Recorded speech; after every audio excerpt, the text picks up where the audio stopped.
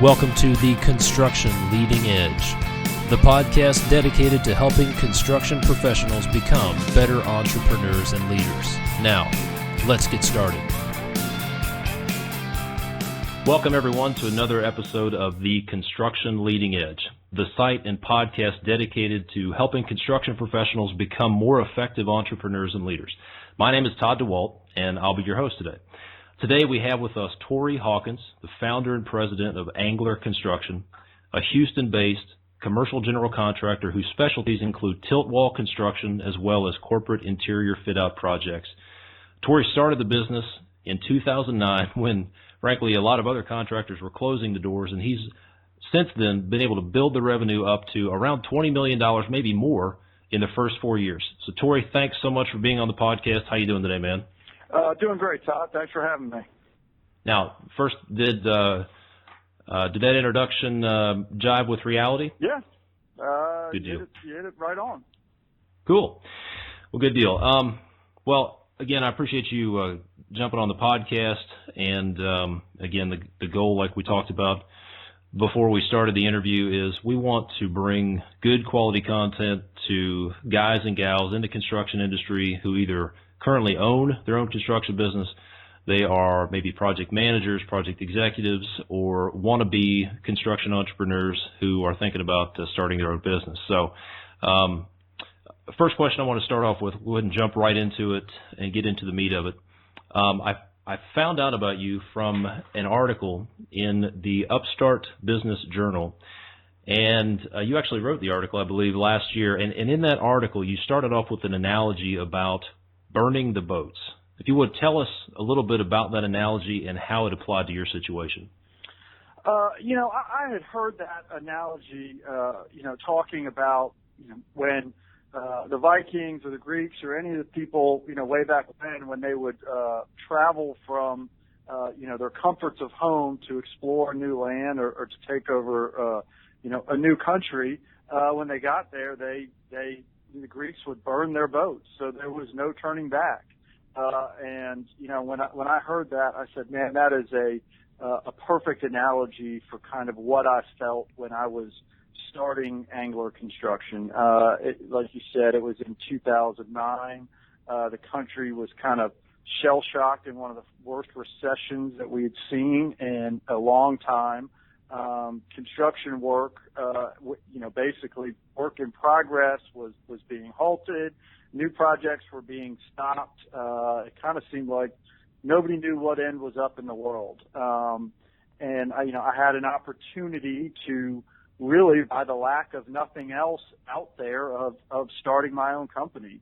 And, so kind of started that at probably one of the worst times to start a general contracting firm, and was able to give 110%. And when I say kind of burn the boats, I dedicated 2 years of, my life getting this started with really nothing else besides work focus and focus on my wife and my kids. And, probably if you ask them, it was more focused on work at the time. And I gave everything I had to this company, and I still do, but at that time it was just me, and went from being the laborer to the construction superintendent to the project manager to the accountant, back to the laborer, and really just jumping in with both feet or burning the boats and just doing everything you can to be successful,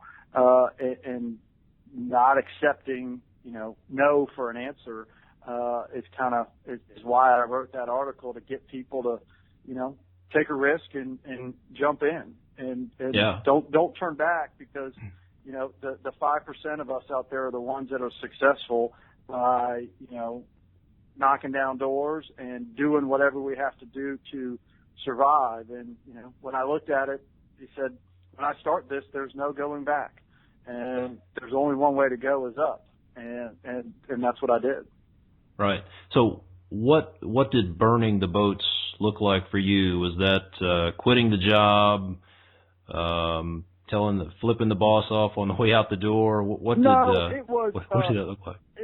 I was lucky that I was working for a development firm running a internal contracting division, and there was no work. So basically, I didn't have a position where I was. Nobody else was hiring. So what was I going to do?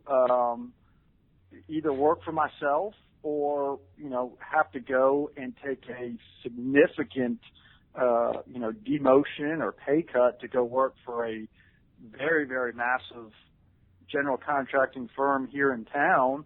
And I wasn't willing to do that. I felt my experiences over the years were too valuable for me to be wasting my time working for someone else. So I came to an agreement with my boss, and we just said, hey, we're going to, I'm going to leave and go out on my own and keep a good relationship with him. And it worked out. It was a blessing because he was able to push some work our way as the economy started picking back up. And, I was able to go work with people that I knew in the industry, that may have been competitors before on a development that now as a true general contractor, I wasn't a competitor, and they knew I did a great job. They knew I provided excellent customer service. They knew our quality, was top notch. So they were excited to work with me. And I was able to do it because my overhead was so low to be extremely cost efficient and help those people get deals that they were trying to close by getting more aggressive construction numbers and beating deadlines and having my experience of working on these multi-million dollar deals transfer down to much smaller projects. Gotcha. Do you think you mentioned the 5% who are successful. Do you think that that what it boils down to is that a lot of entrepreneurs are successful simply because they burn the bridge or they put themselves in a situation where their back's up against the wall and they have no other option? Is it because they put themselves in a situation where they have no plan B that they're successful, you think? Completely. I talk to plenty of people from starting their, whether they're starting a business in construction or other industries, and the ones that I think take the next step, got to put food on the table. Got to put a roof over your head. And when you're getting down to the keys of survival, food, shelter, water, those types of things, you do whatever you have to do to make ends meet. It's the guys that have 3 different options and are looking at different businesses and different industries and different sub-markets within the construction industry. I think have a tendency to get in their own way over decisions. And too many options. Too many options. Too many can't make a decision and lose focus on running a business and running it successfully, and are trying to think, big ticket of where is this going to be in 10 years, and I'm going to be able to sell it, and punch out. Well, we all know the construction market doesn't really work that way. So you have to stay focused on what are you going to do tomorrow and Friday and Monday and everything else in line with it. Yeah, I think it's Jim Collins in his book, I think it's Good to Great. He has what he calls the hedgehog concept, and he talks about the fox and the hedgehog. And when imagine this hedgehog wandering through the field, and a fox comes upon it, and the hedgehog just rolls up into a ball to protect itself. Well, the fox jumps around and tries all these different tactics to get to the hedgehog, and then ultimately just quits. But the hedgehog just does one thing, just rolls up in a ball. And Jim Collins says that the most successful businesses follow the hedgehog concept. They find one thing, they focus on it, and then they push everything else off the table, knowing that it's their focus that will make them successful. Be the best in the world at one or two things, and not try to be all things to all people. That's really good stuff. Right. Now you mentioned some relationships you had with maybe some folks that were previous competitors. Tell me about your approach to building relationships with your clients and other folks you work with. I've always been, there's nothing more important to me than a relationship. And I have turned down work from contacts that I know because I felt like we couldn't be successful in the deal, and they're in the project, and they were asking either my capabilities weren't there, or it wasn't our specialty, or we were too busy at the time. And I've always valued a relationship, and in my submarket of the industrial market here in Houston, Texas, it's still a pretty tight-knit industry. And the only thing I have is, what people think of my company. And I always want people to think those guys do it right. They provide excellent customer service. They charge a fair price. And I enjoyed working with them. So the relationship is never in jeopardy over the work. And the work that I have, hate to say it, I've turned away has paid off tenfold, better than me going in there and not being able to deliver on what I say I'm going to and lose that relationship and fail. So that's, all of my clients I see or talk to extremely regularly, whether at pre-big meetings, meetings with their clients, and they're my biggest marketing tool. They're my biggest advocate. I mean, I have gotten so much business through word of mouth of somebody saying, hey, Angler Construction came in here and did a great job.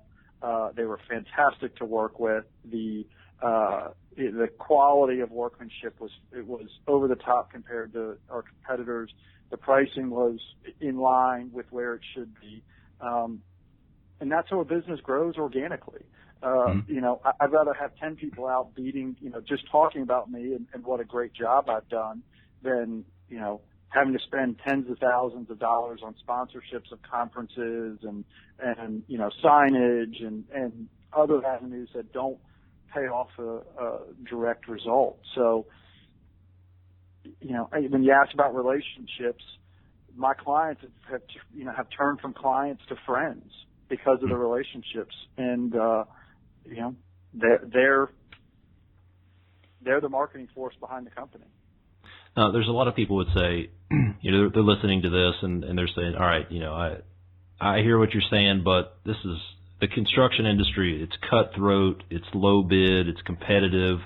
You're dealing with real estate developers. Do you expect me to believe that relationship really matters? What would you say to somebody that has that approach? I would say that is the worst approach you can take. I don't want to be known as the low bid contractor, because with low bid comes poor quality. And I can stand up. We just won a project this week where we were out of 4 bidders, we were the number 3. The lowest bidder was a $7.2 million project.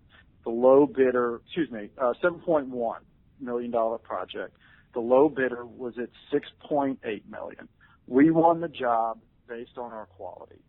We walked them through existing projects. They spoke with past clients, checked our references, and that customer was willing to pay more because he knew what he was getting. And the variable at the end of the project is much smaller because they know what I'm going to deliver to them when we hand over the keys. And an end user is the right end user is willing to pay for that. Right. May I lose work by not being the low bidder? Yes, but those are probably not the clients that are going to want to work with Angler Construction, and Angler Construction wants to work with them. I don't feel that I need to do every construction project in the city of Houston, nor, would I have the capabilities to. So, it's part about picking your market size, picking the work that you want to do, and picking the clients that you want to work with. Good people want their contractors to make money and to be successful. They don't want to be overcharged, but if you can deliver on quality workmanship, expert customer service, people are willing to pay a premium. I mean, it's just like, why would somebody go buy a Mercedes if if they could drive the cheapest car around town all the time? Right. Well, right. some people, are always willing to pay extra for the next level. Sure, definitely. And that's what we try to deliver. Give me a couple of strategies or tactics that your people use, that you and or your people use when it comes to building relationships with clients. I mean, I'm talking about something that somebody who's listening to this could take out and use either in one of their meetings or customer calls tomorrow and help build relationships. You got to put the personal touch to it. And I've always told my people, I get to, when I talk to a client or customer, I try to do some research on them. I try to find out somebody that we may have a mutual friend, or we may have a mutual hobby, or they know something that I've worked on, or there's some business knowledge that I know that they want to know, and I can give them a tidbit on a deal that may be happening or something that's going on. But you got to create the bond with the people that you want to work with. I know almost all of my clients, what their kids' names are, what they like to do, where they live. Some of them even I know where their kids go to school. And when we talk personal before we get into talking about projects. And there's a relationship there that, when I know this person and I know their wife and I've met their kids, and I know about them, that they're going to want to come to me because, like I said, we're not only, they're not only a client, they're a friend. Right. And people want to work with who they like and who they feel are similar to them. Right. So people they like and trust, even if it comes down to a matter of money, what you're saying is that people will work with those that they like and trust over someone they don't know, possibly don't trust, even though it will at least save them money or appear to save them money on the front end. Right. All right. Let me change gears a little bit. So you started as a one-man show back in 2009, and you've grown the business significantly. At least in the article, you said that your revenues were in the $20 million range back in 2013. Obviously, you brought some people on. So tell me about some of the strategies and tactics you used to transition from a one-man operation to a CEO president role where you're managing a team of people. Todd, that's probably the hardest challenge, is moving from the doer to the manager. And it's trying to get other people to think as if it's not Angler Construction and it's John Smith employee construction, and really get people to think of it as if it's their name on the door, and they're just as critical to the success as I am with the owner. It's not a perfect science.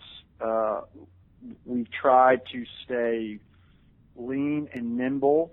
All of our growth has been through, on the employee basis, has basically been through referrals of, hiring a superintendent who then referred in a project manager that they had worked with for years. So, I was able to pick up some very significant talent in 2012, even 2011, when things were still starting to pick up here, but contractors were shutting their doors. So I was able to pick up some talent of 3 or 4 guys from one shop, 2 guys from another firm that was closing down. So, these guys had already had relationships between each other. So that they want to continue to work with each other. They're not just looking at, hey, what's my salary and what are my job responsibilities? They're used to a team approach already, and there's a bond created by, between a vice president and a project manager, or a project manager and a superintendent, because they've worked together for 10 years, and they can read each other's minds. And I hate to say it, sometimes they argue like husband and wives, but that's a good thing because right. The air gets cleared and they work stuff out, and then they come out and go, oh yeah, that is how we need to do it. Or superintendent comes up with a great idea, and the project manager goes, man, I wish I had thought of that. Right. But they're not just. It's not all strangers just working together. So sure, that's been very beneficial to the overall success of the company. Okay. What about you as the entrepreneur, the one-man show? Tell me about some of the challenges or struggles that you dealt with going from the one-man show to the team leader and setting the vision and the culture. What were some of the biggest challenges you faced in making that jump from a one-man show to a leader of a team? The biggest challenge is always the expectations. And as a owner leader, you're going to think people are going to do something one way because that's the way you would do it as the owner of the company. And people don't always think that way. And sometimes you're kind of taken back and going, man, why would somebody do that? Why on, they have a bid due on Monday and, it's Friday afternoon and, hey, I'd like to cut out a little bit early. Well, no, we have a massive bid due on Monday. Where do we stand on that? And keep, their focus is not per se as much on the company as it is on the outside distractions that occur in life. And sure, that's the hardest thing is to get people to eliminate those distractions and act like their name is on the door. And as an owner, that's the only way, I really think is this is the most important thing in my life. Well, to a lot of other people, it's the most important thing between, in construction, maybe it's 7 and 4:30, but after 4:30, they have other stuff going on, and getting people to kind of refocus that a small company can't think the same way as a massive company with, significant overhead and employees. Right. And if they're not there, somebody else will do it. So, well, okay. How do you help people get that same alignment with your expectations and get them to operate with the same level of urgency or closer to the same level of urgency and importance as you do? Is there any sort of compensation structure, any sort of incentives? There is. It's still very hard. And, and if you can get people to 80 to 85%, you're doing well. All of I've set it up from a very entrepreneur side of things where the project managers are responsible for all aspects of the projects that they're running. Not only the construction, the accounting side of it, the budgeting, the estimating, but also growth within their client base that they are working for. Now, I may get the client in the door and then hand it off to a project manager to deal with on an everyday basis because a lot of our clients are giving us repeat business. But it's their responsibility with my help to work to grow that. And they get penalized or worse if they were to lose it. Knock on wood, we haven't had one. But if they were to lose a client or not grow the business with this client, they get penalized for that. And that's an important part of their overall compensation structure is how are they, if we're doing X million a year with this client when we start, how are we going to get to Y?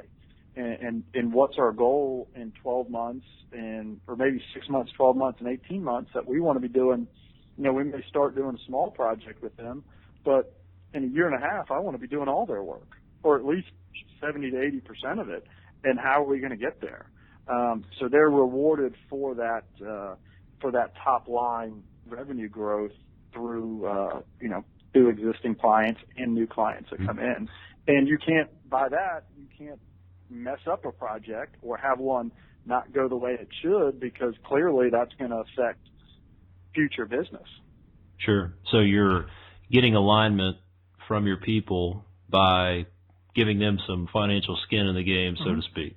Right. That's great. I think that's a great idea. And we also talk about a lot, in the scheme, hey, growing from 0 to 20 million in 4.5 years is great.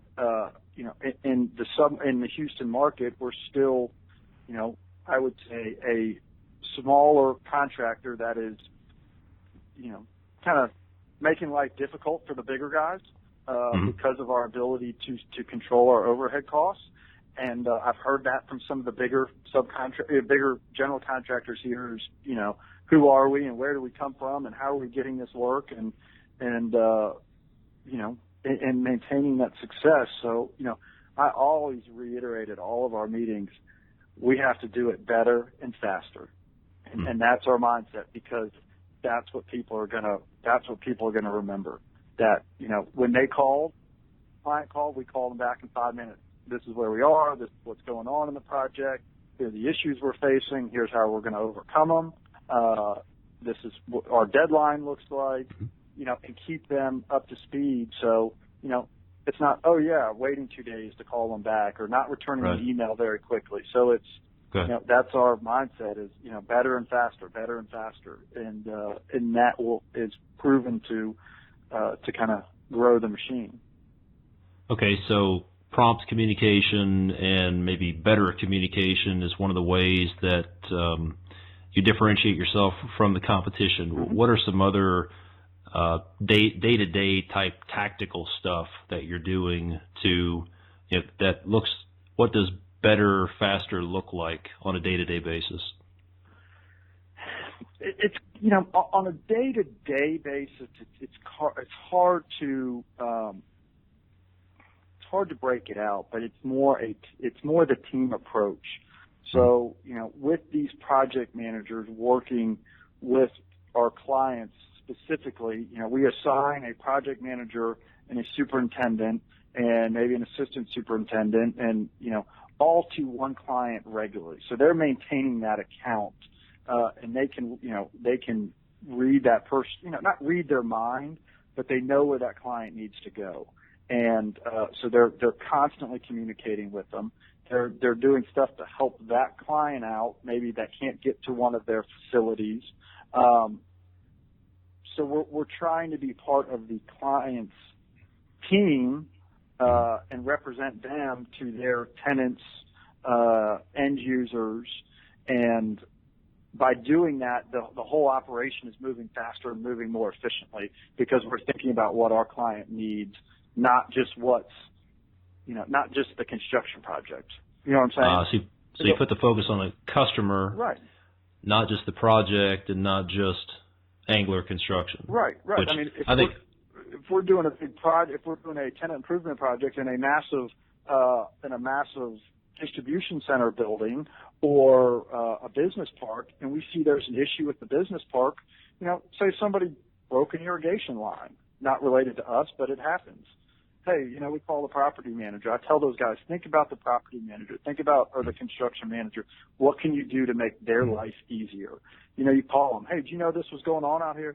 No, thanks. I can get on it. And then you just save them the time to travel out there, check on it, do everything else. So we're allowing them to work more efficiently at their business. Yeah. Would you agree that just by doing the little things like that differentiates you from the competition? Very much so. You were talking about 5% earlier. We have a joke in here that anybody in construction can do 95%.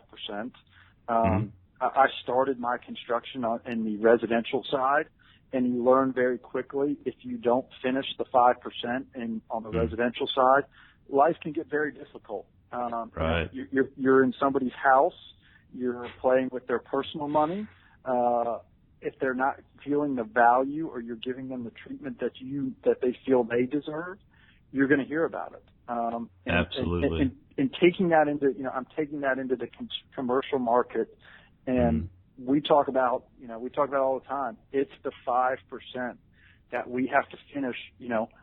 When we complete a project, it's already been walked by one of either myself or a vice president who does the punch list before our clients.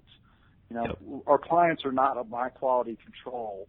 I'm my quality control, Right. or my vice president. So when the client walks it, you know, it's like buying a new car. It should be ready to be rolled out and presented to somebody, not distracting it. And we're 95% finished, but I got some other subs working over here, and we still need to clean this area. And you know, it's close, but it's not there. I mean, our goal is to have it there when we say we're going to be there. Right. You know? Do the most you can, not just what you have to. Right. Exactly. Right. I think that's huge, because as a former owner's rep, I spent about 5 years managing corporate real estate projects and doing some high-rise development. And I know, you can tell, and even general contractors, you know, if you have a subcontractor or a supplier who's going the extra mile, or if they're trying to get by with something. You know, what you give, you're going to receive. What you sow, you're going to reap. And there's nothing but good that will come from taking care of whether it's your employees, your clients, your vendors, your subcontractors, et cetera.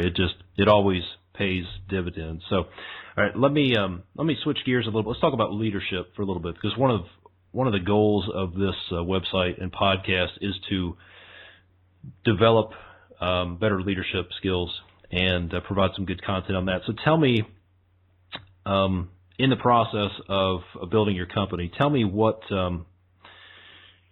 little bit about your philosophy and approach to leadership. Now, some of this is like asking you things that you can't even see. Maybe some people around you can see it even better, but kind of take a look at yourself, be a little introspective, and tell me about your approach to leading people.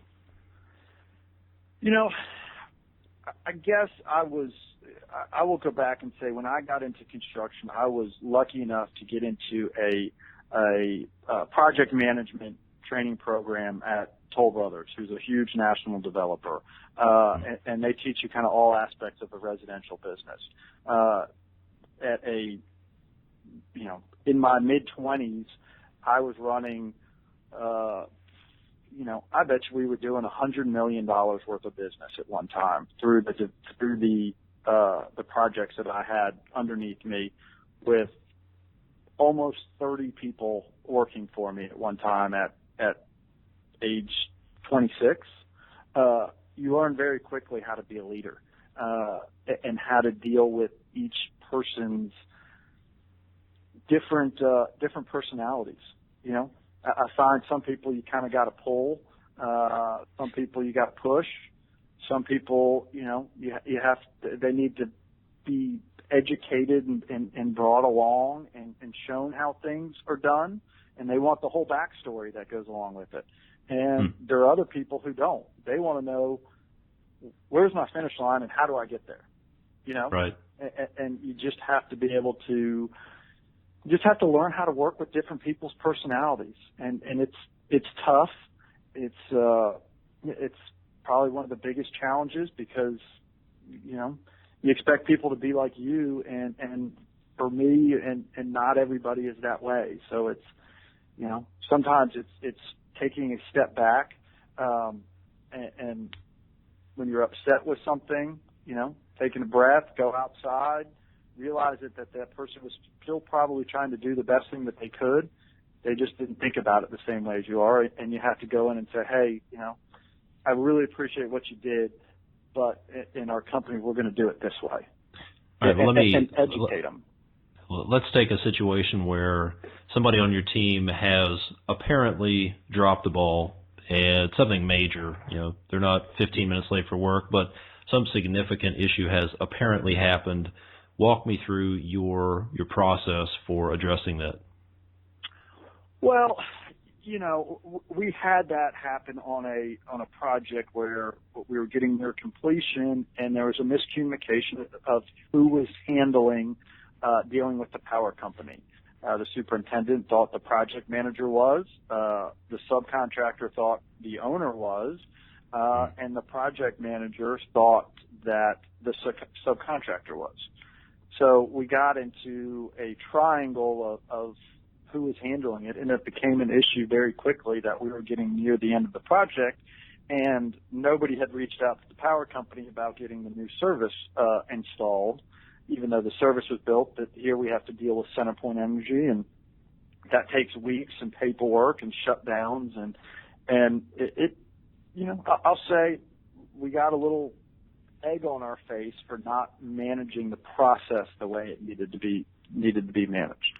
Okay. I was very angry and frustrated at the project manager, because the way I look at it is he was the leader, and he should have known that it's not anybody else's responsibility to handle except his. And I started thinking about it, and I said, you know what? How does he know that? Did I ever sit him down and say, make sure 100% this is something that you are handling on behalf of the subcontractor and the owner. This is our responsibility to handle. I knew it was, but I don't think I'd ever sat down and educated him on it. So I've always looked at it and said, a lot of times when things go wrong, it's due to a lot of small miscommunications, and those are typically people's fault that are higher up the food chain than they are further down, because somebody didn't sit and take the time to say, this is your ball. This is your responsibility that you have to handle, and you have to see this through. Maybe this guy's had, he's got 5 years in the industry. Maybe somebody who had 15 or 20 would have known that.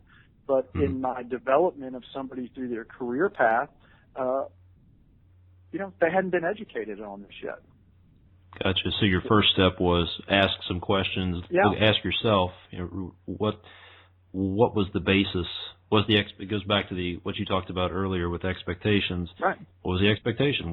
Did I clearly communicate the expectation to this person? Right. Gotcha. That's good. When you talk about, how do you handle those situations, you still have to hold people accountable. Sure. And we have accountability in our meetings of, where are we on the project? Are they continuing to move forward? And if they're not, what are the issues? And we hold project managers accountable for results. And if somebody's not going to do that, they won't want to be here, because everybody else is working very hard to see the finish line, and those people will get lapped and get, somewhat left out of the success. Sure. So you've got a culture of performance and accountability, and what I'm hearing is that the culture sort of forces people who are not a fit out. Right. Right. Yeah. That's the beauty of a good company culture, is it sort of self-polices the people. It's been my experience. The people who don't fit, they're very uncomfortable in that kind of culture. Definitely. Right. Good. On the topic of leadership, what's some advice that you would give to someone? Maybe they're new in the industry and they want to develop their leadership skills. What are a couple of actionable things that they can do to become better leaders?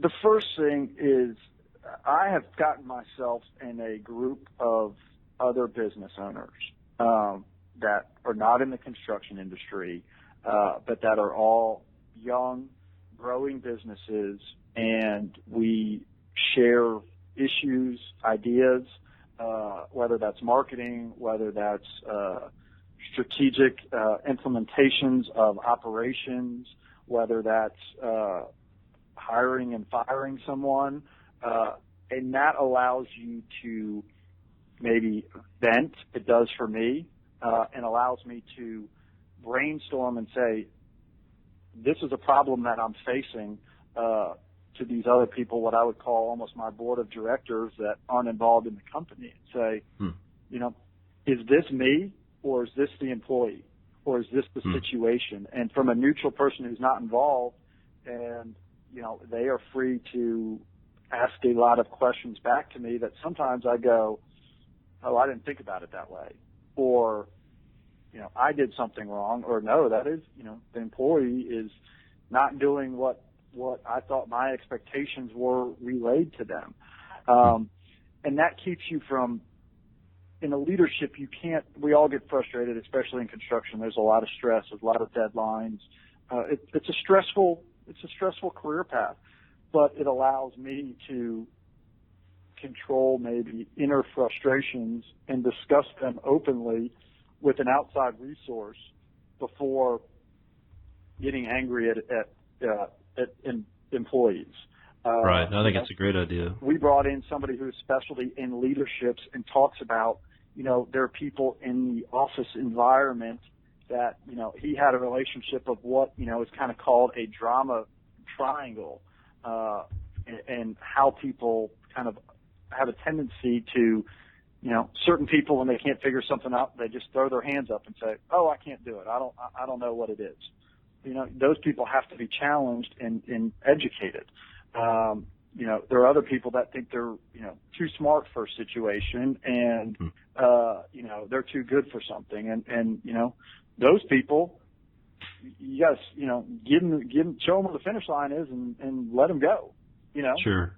And so your advice would be for someone who's in a position of leadership to get in a group of maybe objective other folks who are in similar situations as you, if not similar or the same industry, but people who are dealing with the same kind of level issues. What about for someone who is, let's say it's the young guy or gal out of college, they just got their construction management degree, full of vim and vigor and ready to take on the world, and they say, "Torrey, what can I do this week to become a better leader?" What would you tell them? Don't grade your paper too high. Go out there and learn. Because there's one thing that I did learn. There's a lot of people that know a lot more than me. And when you can go into a situation and go into it and listen and learn from people, it's only going to make it better down the road. So, none of us know everything about construction, and the people that listen and learn and research and show that they're interested do a lot better than the people that are full of hot air, and will get a lot farther. And that's kind of one of my things. I always tell people, I'm like, just listen. You can learn a ton by listening and go and walking with a field guy who's been doing it for 30 years and asking questions, or the foreman of the electrical sub. Why do you build the service this way? Why do you do this? Why do you do that? Those guys love to tell you about the technical knowledge that they have, because that's their baby. There's a reason those guys didn't want to move out of the field, because they love the technical aspect of it. And there's so much knowledge there that a young project manager is not going to have because they got a college degree on the wall. Right on. And go out there and tap those resources of the guys that have been there, done it, stubbed their toe, maybe had somebody get hurt on a job site. They've lived through the mistakes, and they don't want to see somebody else make those same ones. Absolutely. So what I'm hearing you say is ask questions, go in from a humble position, let other people teach you, and then listen. Yeah. I mean, somebody showed me a quote that I used to have on my monitor, and I don't know what happened to it, because it was on there for 3 years when I started this company. It said, "Stay humble and stay hungry." You do that every day, good. People want to work with you. That is great advice, no matter what level you're at. Yeah. Okay, a few more questions. We'll wrap this up. What is one book on either business or leadership or personal development that you would recommend to anybody in a leadership role, specifically in the construction industry? What's one, maybe there's a book that has changed the way you think about things that you would recommend everybody to read? I'm reading right now EntreLeadership by Dave Ramsey. Are you familiar with it? Dave Ramsey. Absolutely. That's great stuff. That book talks about the differences of how entrepreneurs are not necessarily great leaders, and great leaders are not necessarily great entrepreneurs. And you have to learn how to balance both sides of the coin through your everyday life and your business activities. And I picked that up about a week ago, and have been digging through it. So I think it's a great book, and it'd be one that I would definitely refer to anyone. Good to Great is also, we talked about that earlier, is a great book. What was another one? Thou Shalt Prosper is a good one. Yep. Those are all kind of, I've been a big Dave Ramsey fan just from his, financial aspect on how you do things. Sure. Yeah. Have you listened to the Entree Leadership podcast? There's some great stuff on there as well. I have not, but I will. Strongly recommend that. He's got some great stuff. All right, if you could go back in time 10 years ago and talk to the Torrey Hawkins in 2004, what advice would you give that guy?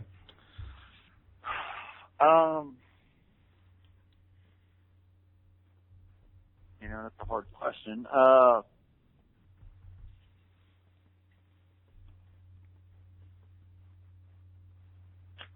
don't, 2004, it's just, my life has changed so much between now and then. It would probably just be, don't take too much on.